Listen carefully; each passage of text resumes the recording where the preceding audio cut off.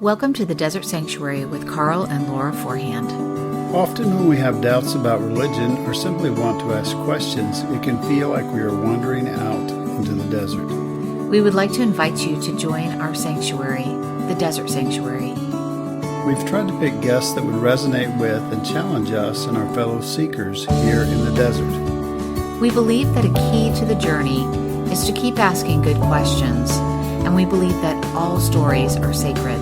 Our hope is that you will find life and healing for your body and mind, and that you will be able to be where you are and be who you are. And now, here is our show.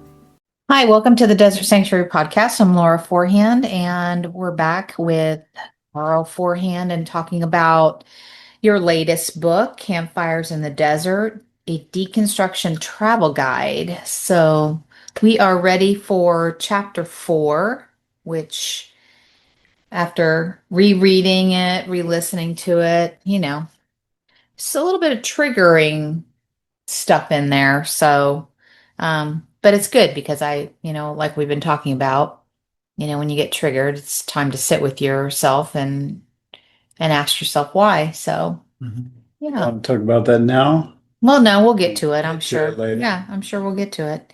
Yeah, so chapter 4 is get into your body. And you started with a quote from Michael Bassey Johnson that says, "Your real self may be hiding somewhere. Look for it within. When you find yourself, you can freely be what you want to be." That kind of reminds me a little bit of like how you end most podcasts with be where you are, be who you are, and be at peace. So, Yeah, we're going to talk about those two specific things on the next two episodes.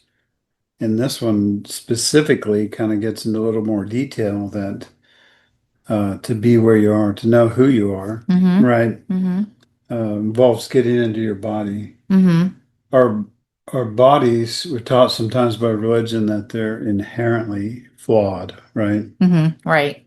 And so it's flawed logic just because I was thinking about today how much like the reproductive system and how how much happens after that the egg has been fertilized and then all the stuff that happens after that that develops into a baby. So I think our body's just so amazing. I take all of the medicine I take, the vitamins and CoQ10 and my medicine that I have to take every day. I take all of that in a handful. You take Right. yours one at a time. Yeah. I take them in a handful. I have 5 or 6 pills that I take, but then there's, I have a vitamin and fruit, Yeah. thing, a Uh-huh. ground up thing, and then a vitamin and a this and a that. And Right. there's almost a Yeah. little handful, but it's a handful, and I take Mm-hmm. them all at once. And somehow my body grabs what chemicals it needs, Mm-hmm. and those chemicals do what they're supposed to do. Right. They sort it out, and Right. all that happens automatically. We we're getting better at having our cars last longer, Mm-hmm. but none of our cars have lasted 20 years, certainly not 60 years. Yeah. Um, and maybe, my little blue car has 300,000 miles, but Yeah. it takes a lot of maintenance, and it takes, Mm-hmm. it doesn't do anything um, automatically. So Right. I have to start it up and I have to direct it. You And have to be intentional about that. yeah, Yeah.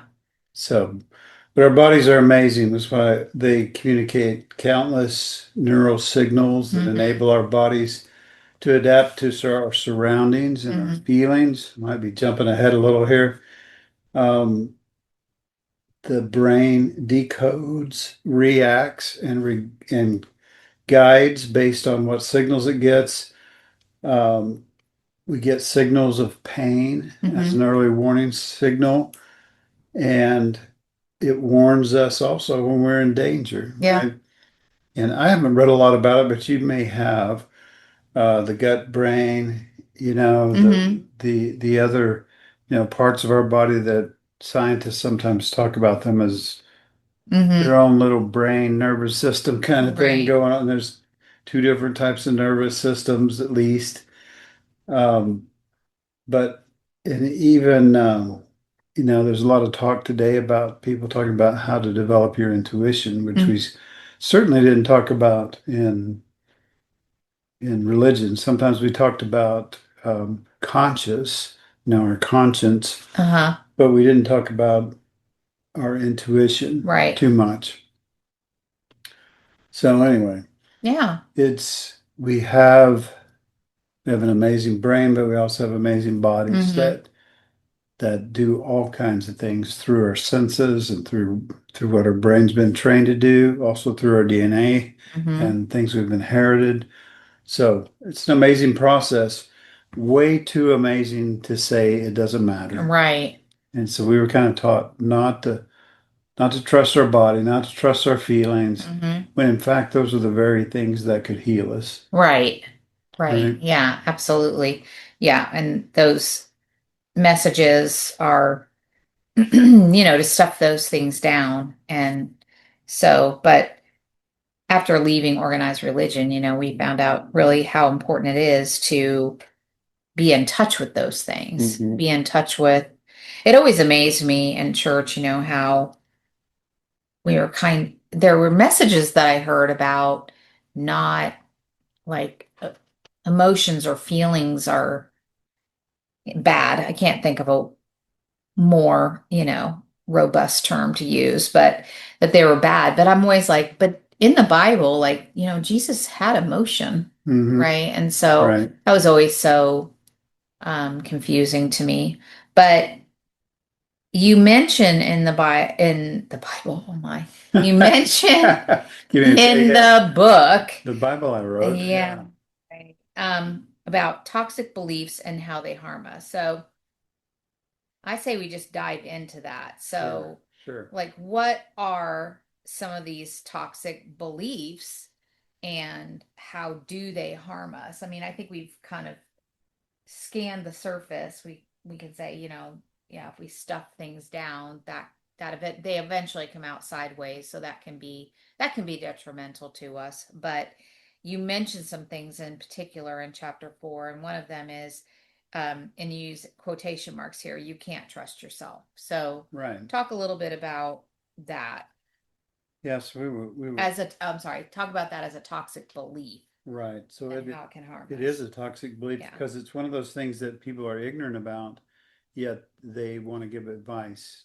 You know, don't trust your feelings. Your feelings follow faith, right? Mm, Trust in our assumptions first, and the feelings will come later. So even if you don't feel like it, do it, and then you'll feel like it later. mm-hmm. That was kind of the messaging I got. But mystics have always been encouraging us to look within.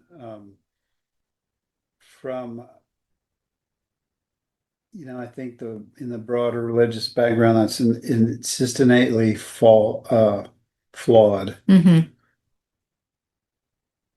It's like someone, and like I said before, it's people telling us stuff they don't understand. Like they say the flesh is weak, Mm, right? right. It's not true. Mm-hmm. It's not weak.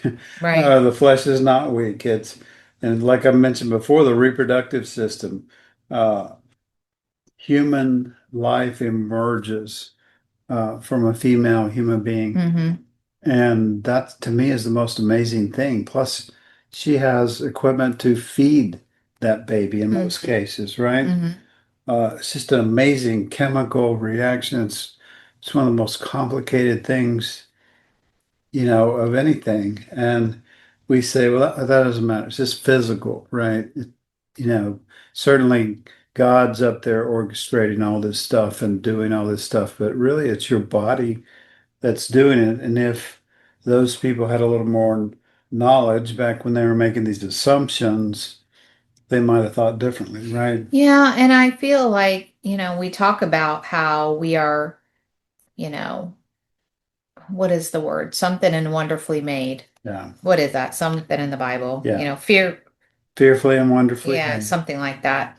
But I'm like, it just talks about, just how amazing our bodies are. And yet, and this is just another contradiction in my opinion, but then we're told we can't trust it, Yeah, that it's especially if it evil. disagrees with the pastor. Right, right. It's bad, evil. You're going to say it's evil, and Mm-hmm. yeah.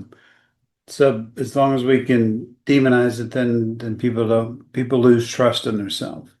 They say, well, I the saying used to be, well, was that God or was it pizza that we had last night? Mm-hmm. It's like I feel something in my body, but is that God or is that my intuition or is that just a reaction from bad food or whatever? Or is it, like we've mentioned before, is it my nervous system trying to communicate with me? Yeah, We've just dismissed those, parts of us for so long, those things that are really important, that if we believe in God as creator, he created all those things. So again, I told you like this was kind of a little triggering to me just because it's like it doesn't make sense. It's like on the one hand, you're fearfully and wonderfully made, and you think of your body as a temple, and yet, you know, don't trust your body, don't trust your feelings, right. it's just such a mixed message. So, And even when you feel like, I don't think we should do this, and if you happen to speak up, then you certainly shouldn't be telling the leadership of the church what you think.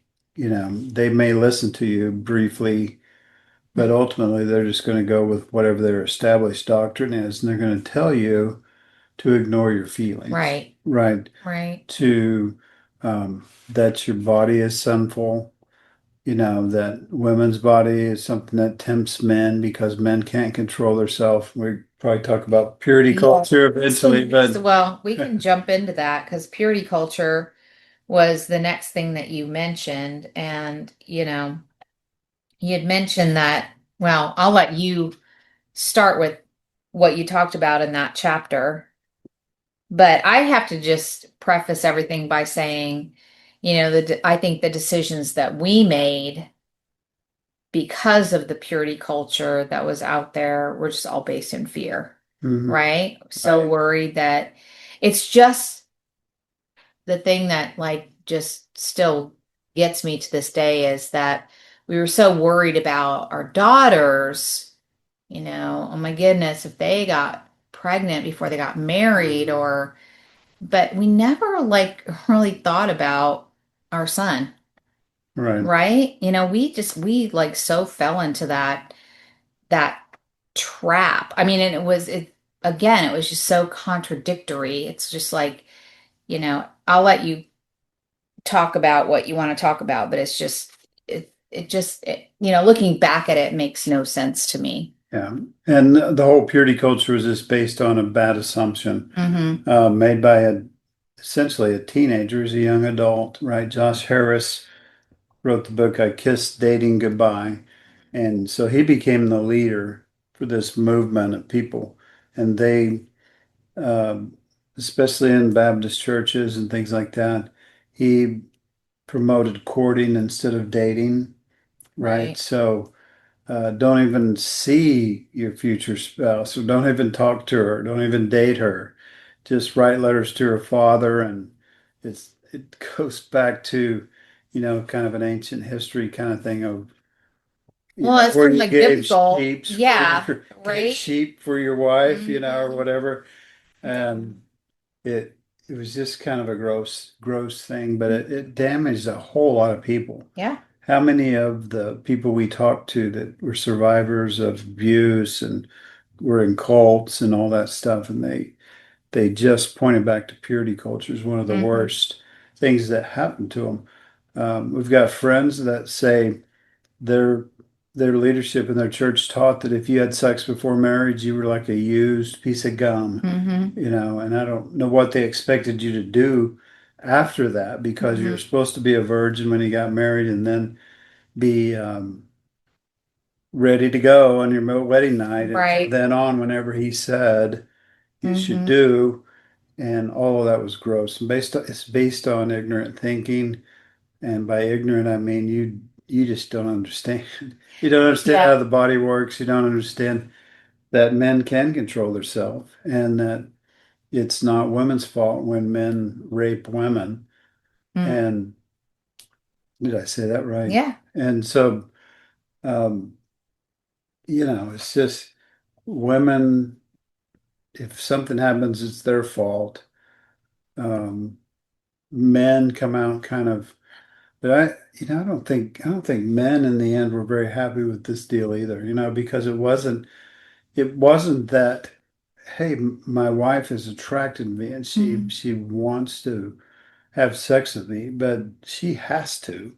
And even if the husband wasn't pushing for that, the woman felt like she had to because every conference she went to, that was basically all it was about. Yeah, I do feel like some men, I mean, you can generalize, you can't necessarily say all men and all women, Some of them but took I'm advantage. sure, I'm sure, that, Yeah. I mean, I don't know. I just feel like there still are men out there that are just like, because of how they were brought up in their religion, when I say go to, it's go time, and you don't tell me no. I don't know. You said in here the end result, according to survivors, is that purity culture taught women to hate their bodies and men to hate their minds. And I guess because I'm not a man, I guess I don't see that side of it. Um, I, I just felt more like what was preached in churches was, you know, when he wants it, he should get it. And I don't really see how that caused you'd have to speak to that because I don't really see how that caused men to hate their minds. To me, it would almost be like, hell yeah, I can get it whenever I want it. But the thing with that is that it was still like all the weight is put on the girl. Hmm. All the weight is put on the girl. Yeah. Like to remain pure before marriage and then to be basically a slut in the bedroom after marriage and give it to him whenever he wants and all that kind of like that is that to me, I don't know. Like you would have to talk to me about that male perspective because being a female, I feel like all that pressure is put on women. Like I said, I don't, at least I never said anything. I would say things to JD like, treat a girl right and, that kind of stuff. But, you know, we didn't, there wasn't that fear around, what if he gets somebody pregnant? I don't feel like those were the conversations. I feel like it was more like, our girls can't get pregnant before they get married. If they Mhm. have sex, they're going to get pregnant. And then, their whole lives are going to be ruined. Right. It's just such a ridiculous way of thinking, but it all stems from fear and ignorance.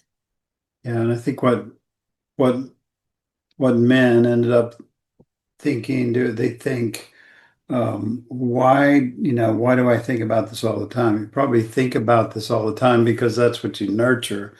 And so that's where the hating your mind for me is that we, you know, when you feel like you can't control yourself, why can't I control myself? And of course I could control myself, right? Mhm. But the narrative was that I couldn't, and then our But it was our still, anything inside of us that was, feelings, emotions, anything like that, we couldn't talk about openly. mhm. So I've just got this depraved mind, that wants porn and sex and, all of that. And it really boils down to other needs in my life aren't met, and there's no purpose because God tells me I have a purpose, but I can't find it. Mm. And so all of that stuff is what we dealt with. I do agree with you though that the brunt of it was on women. Yeah, because if something happens to, the girl, like you said, you know, well, what was she wearing? I mean, those are such archaic thoughts, and yet those are still the things that are brought up even today in 2025. If a woman is sexually assaulted, well, what was she wearing? Well, why was she out? Well, she snuck out of her house, so what did she expect to happen? I'm like, are you fucking kidding me with that Yeah, bullshit? I mean, yeah, it's just absolutely ridiculous. Like, it doesn't matter what you wear. It doesn't matter. I should be able to, walk the streets of our town whenever I want to because I'm out at 2 in the morning does not give somebody the right to assault me. yeah. I mean, that's Even in churches where men are in charge, um, they can't be blamed for the bad decisions they make as a church. hmm Obviously it's the church members' fault because they didn't do things right. But I hmm can't be blamed because I'm the leader and I'm in charge and I'm over you and and so on. And then the physician, the husband, the same way over the wife. And well, he can't make a mistake, but he knows inside that he's not following his intuition. He's not being loving and kind if he's taking advantage of situations like that, and that's part of where I say you kind of hate yourself Do you as a feel like it man. was that way while you were in the church hearing those messages, or was it after you were deconstructing? Because I feel like when you deconstruct, those are some of the things that you do deconstruct. You Hmm. deconstruct, the ideas around purity culture. And so, you know, I don't know. I guess when we were inside of religion, I still think guys live with a lot of shame, even in the heart of that. They dealt with shame because, well, first of all, I'm sinful, I'm depraved, I can't control myself. I want sex all the time. That knowing a way that hurts my wife or hurts my are those partner. messages that you got like at men's conferences and stuff like Oh that? no, no, those are Mm. things you feel Oh, inside. That's the shame you feel uh, in it. And I am in no way trying to make excuses for men, but those are the things we dealt with, and those are the things that kept us. Those are some of the things that kept us from healing. Getting mm, into our body, getting in touch with our body, having conversations, real mm, conversations hmm about that stuff. That was not common either right. to have those conversations. I did hear from one of my pastors one time, well, I hope I get more sex for Christmas. I heard a lot of that kind of talk, but I never had real conversations except, oh, I'm so horrible because I've looked at porn, or I'm so horrible because I think about sex all the time, or but then I could justify it and then I'd feel bad. Uh, I I do think um, we damaged women severely. Mm. I do think that all of that purity culture thought process um, messed up the way people are supposed to work together. Yeah. And it but it also kept us from healing Mm. because to heal you have to feel and you have to talk about your feelings and you have to understand what's inside. I just think that, like we were we're not given permission to just be our biological Yeah. selves.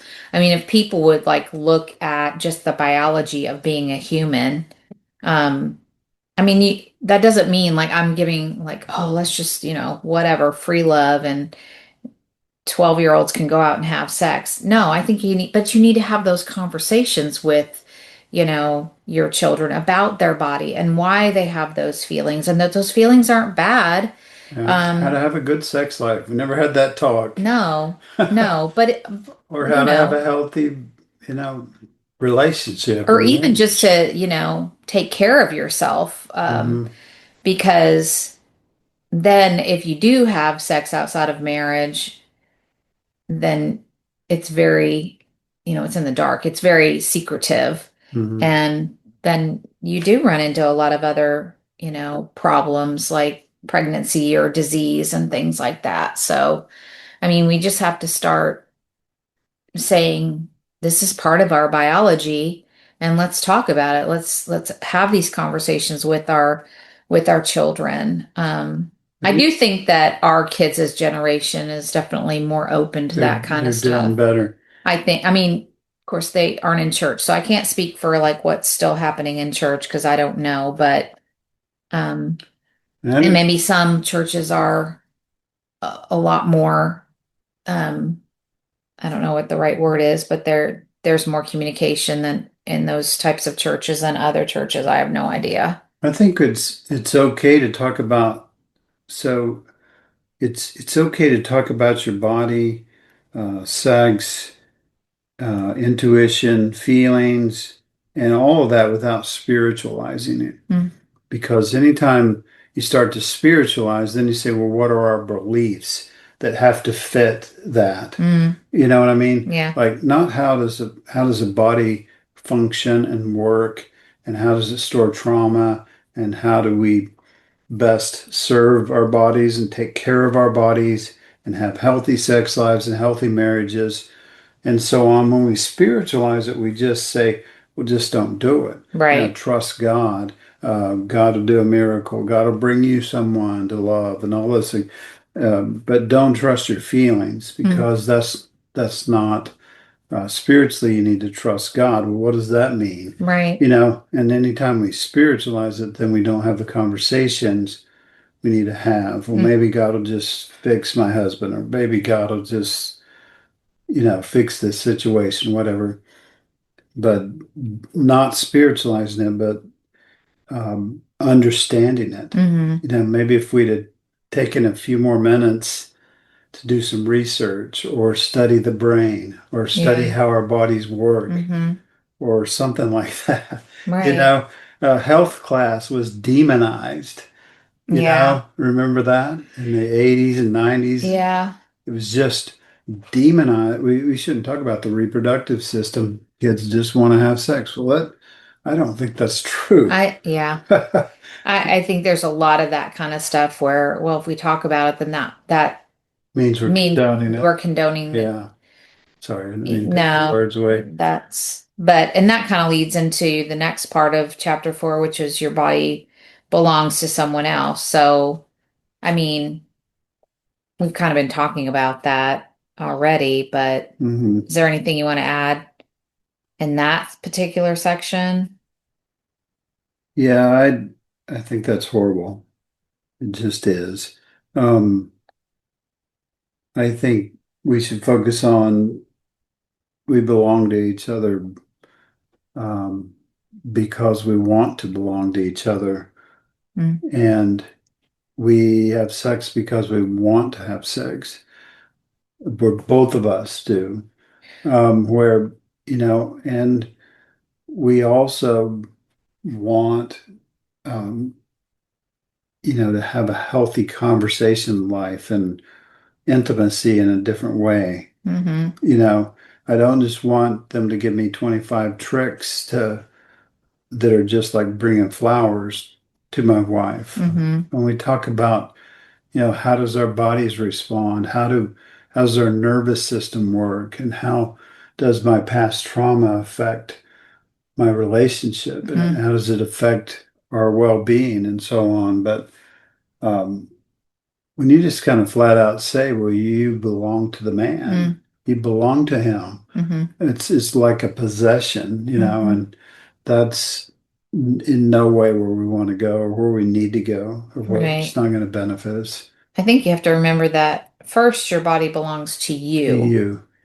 And, then if you want to, first it's yours. And if you want to, like you said, give that to another, that part of your body to another, you know, it has to be mutual. And like we need to stop guilting or shaming the other one. There's a lot that goes into, whether a woman is receptive to having sex, or even a man is receptive to having sex. It's Mm, like, you know, so that's where that intimacy and conversations and things like that need to come into play. We need to understand each other's biologies, not just our own, but ultimately, I think you just have to remember that your body first belongs to you and you have the right to decide, mhm. Um, I do, if it's never something you want to do in a marriage, then maybe maybe then you go seek some counseling or something like Yeah, that. But, yeah.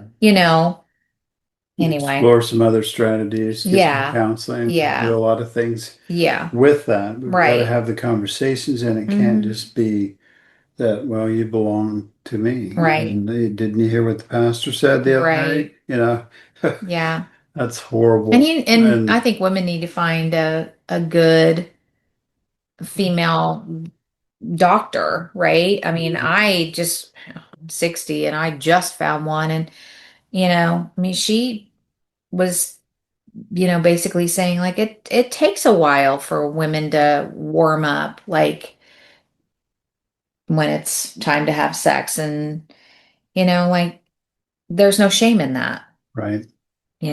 So um anyway, this is kind of a hot button for me, but it's also like hard for me to articulate just because there's so many mixed messages So in my much in it. head Yeah, there's so many right things now, in it. and Yeah. part of it is, I'm that's very dysregulating for me. So, Mhm. I do have a tendency to wear my irritation on my sleeve, Yeah, but it probably still makes you angry. I it mean, does. because a lot of wasted time Yeah. and a lot of, frustration and anger and all of those things. And I'm saying that from both sides. Mm-hmm. We just were given the wrong messages that were all kind of based in ignorance and fear. Mm-hmm.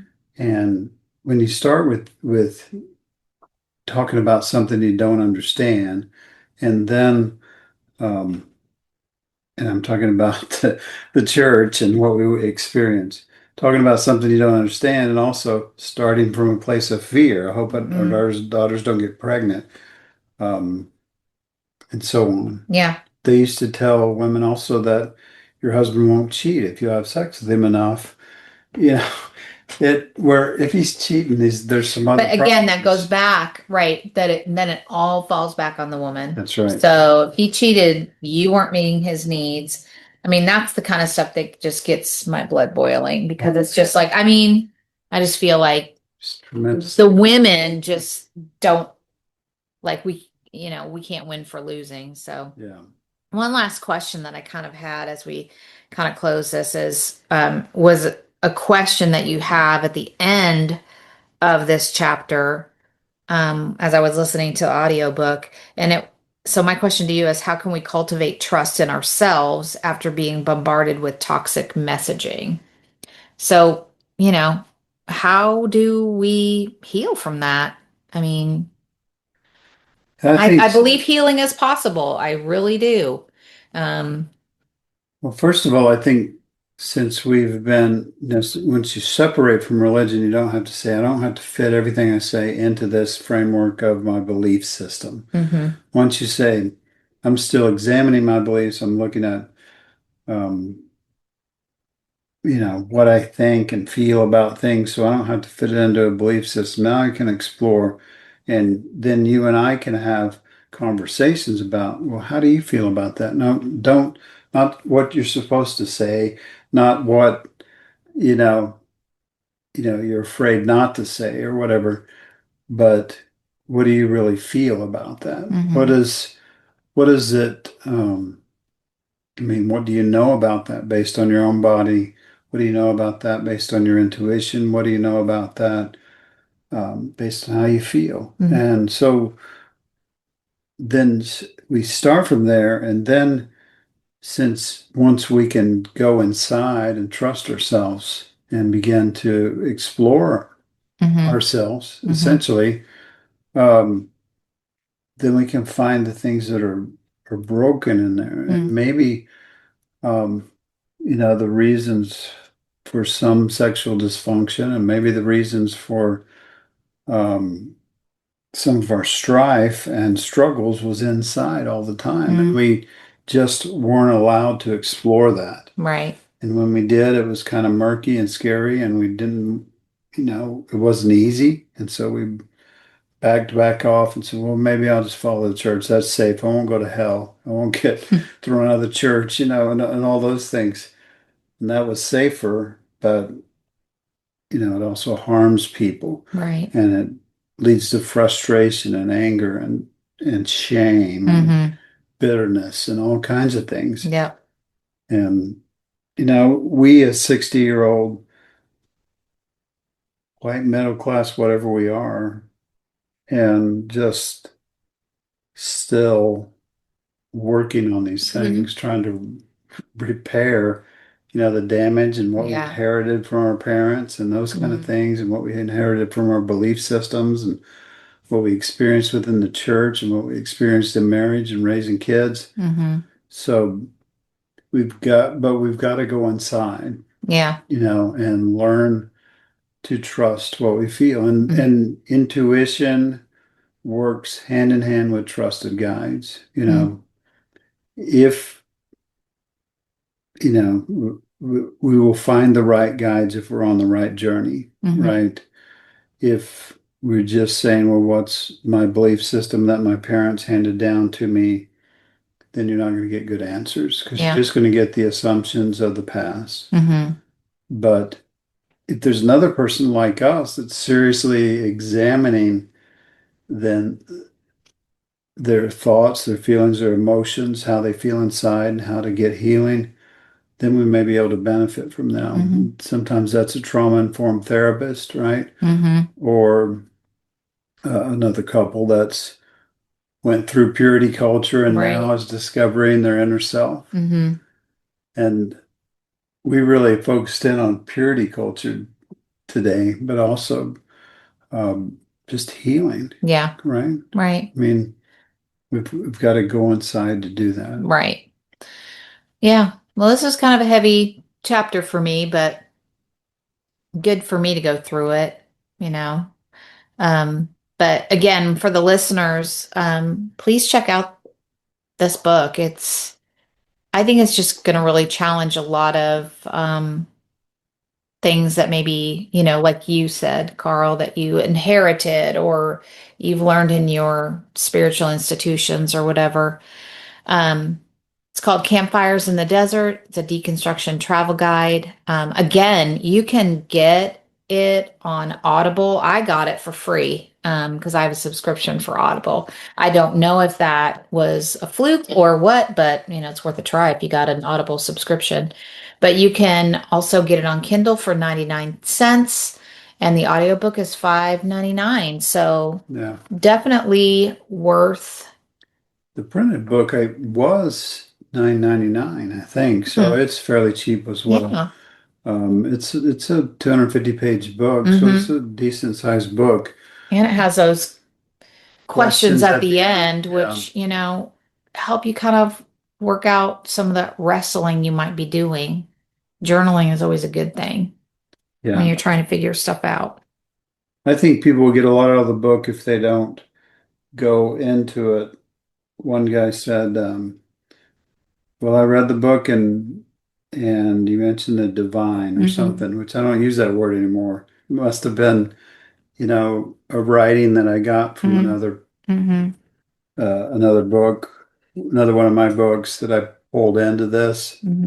and somehow that word survives. But please don't go into the book that way, Yeah. thinking I just want to find something wrong with it that I don't Hmm. agree with. Because if Hmm. you agree with all of it, there's no reason to read it, really. You already know that stuff. Right. The stuff you want to challenge yourself with is things you haven't ever heard before, or Hmm. things you haven't considered Hmm. that way. And Right. that'll provide you with some growth. And you don't have to agree with me after you read the book, Right. but you might be challenged to investigate some of those Hmm. things. And just like, Find out what your truths are. yeah, Yeah. that's exactly what we're doing when we say go inside, Hmm.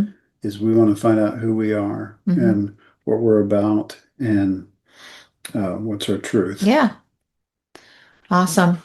Good stuff. Yeah. All right. Looking forward to chapter 5. I want to remind the listeners always, as always, be where you are, be who you are, and be at peace. Thank you for joining us today on the Desert Sanctuary podcast. Remember, all who wander in the desert are not lost. We believe all of our stories are sacred. We are always here if you need someone to hear your story. Check out our blog on Pathos and also our YouTube channel. And stay tuned for our Leaning Forward conference. Remember, we love you. And be at peace.